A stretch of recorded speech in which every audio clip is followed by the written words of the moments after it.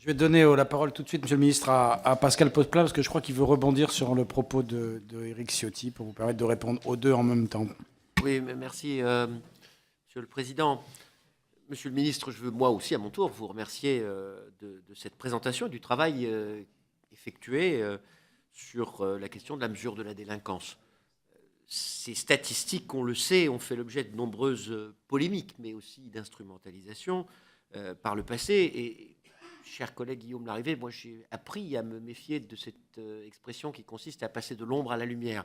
Mais quand même, sur la forme de la présentation, quand on avait un indice, expérience collective, mon cher collègue, quand on avait un indice agrégé qui n'avait aucun sens, puisqu'il mélangeait meurtre avec les vols de poules, si ça existe encore, ou bien des séquençages, comme d'ailleurs celui auquel Éric Ciotti vient à nouveau de se livrer, la statistique à la découpe. Quand on avait par ailleurs des modalités de prise en compte, le ministre tout à l'heure a dit on arrêtait de prendre les plaintes le 28, c'était aimable. Certains mois, on arrêtait le 25. Quand on avait une dissuasion massive, c'est-à-dire au dépôt de plainte, hein, c'est-à-dire que maintenant on a des circulaires du ministre qui incitent à ce qu'on prenne toutes les plaintes.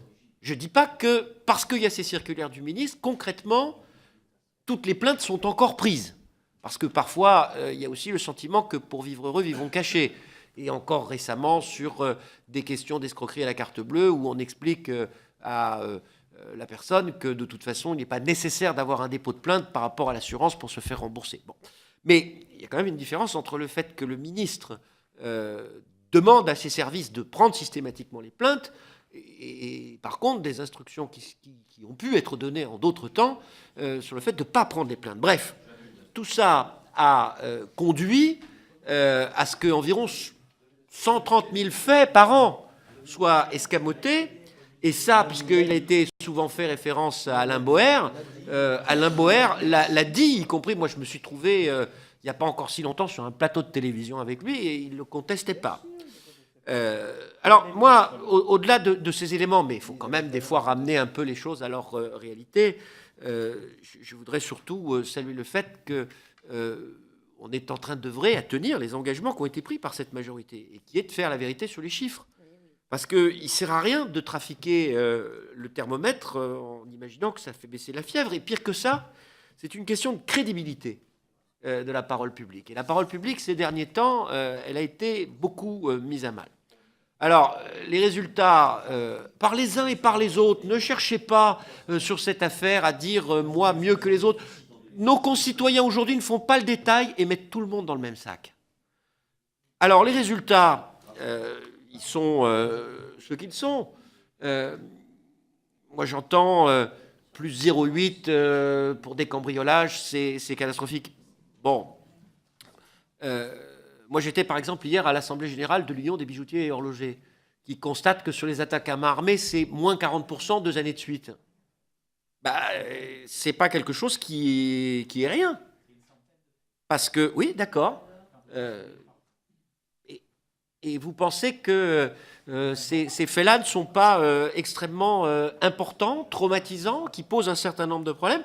Et donc, moi, et en plus, ça, chers collègues, c'est des chiffres qu'il est beaucoup plus difficile d'escamoter que d'autres, hein, parce que ceux-là, on ne pouvait pas les sortir des statistiques avant. Donc, on peut comparer les statistiques d'une année sur l'autre sans difficulté.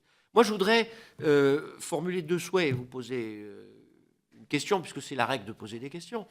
Le premier souhait, c'est que ces progrès qui sont enregistrés ne nous amènent pas à nous considérer comme quittes. Et même si la nature humaine est telle que le zéro délit n'est pas un objectif atteignable, les réduire encore est une absolue nécessité.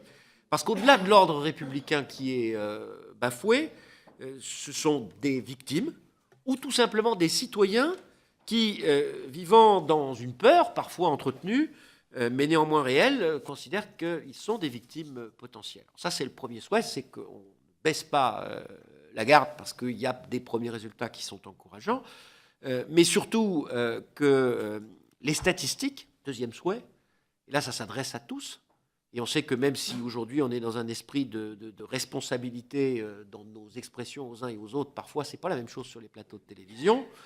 Donc que les statistiques, les faits divers et les questions de sécurité en général cessent une bonne fois pour toutes d'être un objet d'instrumentalisation politicienne, parce que ça, mes chers collègues, ça finit par ébranler la République elle-même. Et si les statistiques, et ça peut être une finalité de transparence vis-à-vis de nos concitoyens, doivent être un objet incontestable, ou en tout cas le moins contestable possible, c'est cet objectif de clarté vis-à-vis de la population, mais c'est aussi pour améliorer, vous l'avez dit à 2 reprises déjà, l'action des forces de l'ordre dans l'efficacité de leur travail. Et donc, pourriez-vous développer un peu cet aspect essentiel, et en particulier, comment entendez-vous utiliser les nouveaux outils dont vous allez disposer pour adapter les différents dispositifs de lutte contre la délinquance sur le territoire ?